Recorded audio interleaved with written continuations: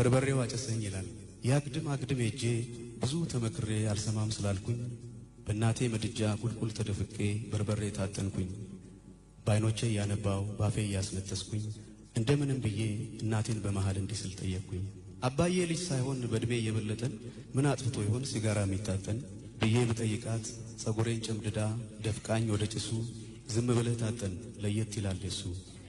ከህሊናው አደብ ሲጣላ ከራሱ ገላጋይ አጥቶ ነው ባፍና ባፍንጫው የሚወጣው ጭሱ። እናትና አባቱ እንዳንተ በጊዜ ቢያጥኑት በርበሬ ብርቅ አይሆንም ነበር ለትንባሆ ዛሬ። ዛሬም ያንተን ጥጋብ ልክ ካላገባው የበርበሬ ጭሱ ትንሽ ከፍ ስትል ትብሳለ ከሱ። ቶሎ ካልተዘጋ ያመል በራፍህ ይገባል ሲጋራ በመሃል ጣትህ አለችና እናቴ ደግማ ወደ ጭሱ አንዴ ብትመልሰኝ የወደፊቱን ሱስ ነቅሎ እያስነጠሰኝ ሲጋራ እንዳላጨስ በርበሬው አጨሰኝ።